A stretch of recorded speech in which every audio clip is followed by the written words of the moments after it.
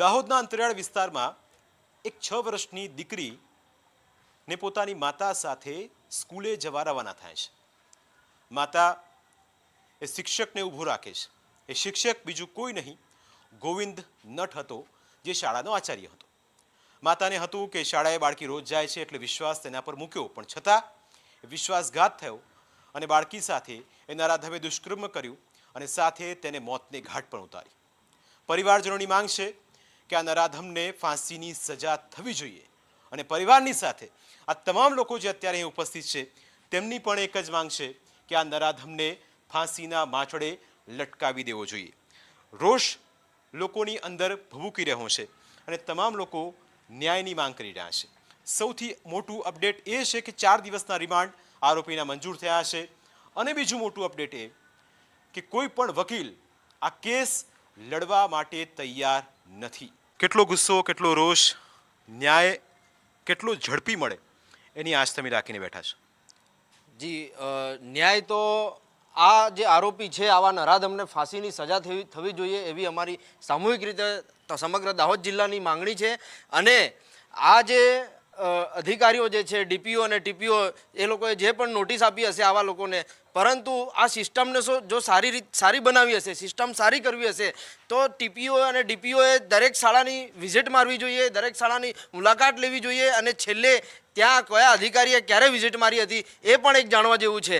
બીજું કે આ જે ઘટના બની છે એ ઘટનાને લઈને પોલીસે જે તપાસ કરી છે ને ગણતરીના કલાકોમાં પોલીસે આ ગુનાનો ભેદ ઉકેલી નાખ્યો છે. અમે દાહોદ પોલીસને વંદન કરીએ છીએ અને દાહોદ પોલીસનો ખૂબ ખૂબ ધન્યવાદ અને આભાર માનીએ છીએ, કારણ કે આટલો ઝડપી અને આટલો ઝડપી આ આરોપીને ફ્રન્ટમાં લઈ આવ્યા. અને બીજું કે ગુજરાત મોડલને એક મોડલની રૂપે આખા દેશની અંદર જો પ્રસ્થાપિત કરવો હશે તો સમગ્ર જેટલી પણ ગુજરાતની અંદર શાળાઓ છે જે માધ્યમિક શાળાઓ હોય કે પછી પ્રાથમિક શાળાઓ હોય એ શાળાઓની અંદર દીકરીઓને સ્પેશિયલી એક એવી ટ્રેનિંગ આપવી જોઈએ, દીકરીઓને કરાટેના ક્લાસ ચાલુ કરવા જોઈએ સરકારે અને આવી ટ્રેનિંગ આપવી જોઈએ જેથી કરી અને બાળકીઓ પોતાનો બચાવ કરી શકે ભવિષ્યમાં પણ. અને મહિલા સશક્તિકરણ અને બેટી બચાવો બેટી પઢાવો એ જે નારાને સાર્થક કરવો હશે તો આ વસ્તુ કરવી કરશે, કારણ કે જો આ વસ્તુ નહીં કરશે તો બેટી કેવી રીતે બચશે ને બેટી કેવી રીતે પડશે. બિલકુલ. જ્યારે આ ઘટના સામે આવી, કારણ કે એમના પરિવારજનો સાથે જ્યારે મેં વાતચીત કરી ત્યારે તેમનું પણ એવું કહેવું હતું કે મેં તો રોજ કોઈ શિક્ષક અંતરિયાળ વિસ્તાર છે જે શિક્ષક બાઇક લઈને આવે, કોઈ ગાડી લઈને આવે તો એની સાથે બેસાડતા હતા. આ કિસ્સો, આ દાખલો એ આસપાસના કેટલા ગ્રામજનો માટે પણ એક ચિંતાનો વિષય, કારણ કે અહીં તો ભરોસાથી બધું ચાલતું હોય. તમારી દીકરી હોય, અન્ય કોઈની દીકરી હોય, ભરોસાથી બધું ચાલતું હોય. જ્યારે ભરોસો તૂટે ત્યારે કેટલું દુઃખ થાય. ભરોસો તૂટે તો ઘણું જ દુઃખ થાય, કારણ કે આ આચાર્ય છે એ આચાર્યને સરકાર, આ સિસ્ટમ એને આચાર્ય તરીકે એક વિશેષ પગાર આપતી હોય છે અને એ જ આચાર્યની સંપૂર્ણ જવાબદારી હોય સંપૂર્ણ શાળાની, અને શાળામાં જે ભણતા બાળકો છે, વિદ્યાર્થીઓ છે, વિદ્યાર્થીનીઓ છે એની સંપૂર્ણ જવાબદારી હોય ને જેના ઉપર જે જવાબદારી છે એ આચાર્ય જ જો આવું કૃત્ય કરતું હોય તો પછી કોની જોડે આશા રાખે, કોના પર વિશ્વાસ કરે. એટલે આ જે ઘટના બની છે એમાં આચાર્યને ફાંસીની સજા થવી જોઈએ અને જો સિસ્ટમ ફાંસીની સજા નહીં થતી હોય તો પબ્લિકને સોંપી દો, અમને સોંપી દો.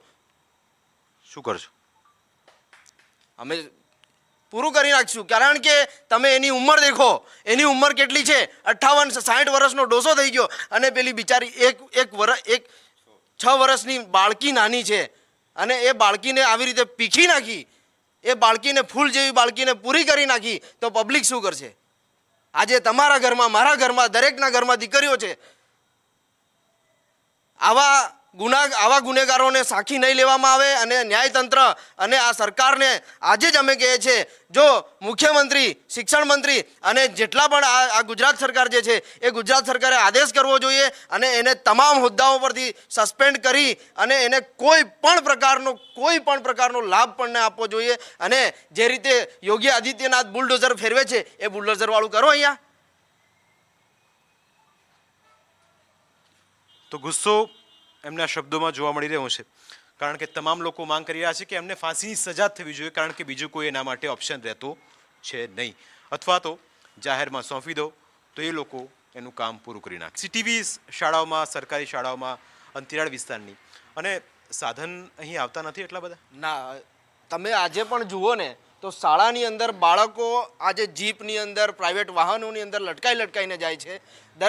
દરેક જગ્યાએ આવી હાલત છે. આજે આખા દાહોદ જિલ્લાની વાત કરું કે કોઈ પણ આખા આદિવાસી વિસ્તારની વાત કરું તો આ સમગ્ર આખા વિસ્તારની અંદર પ્રાઇવેટ વાહનોની અંદર બાળકો લટકાઈને જાય છે ને એવા કિસ્સાઓ આગળ પણ સામે આવ્યા છે.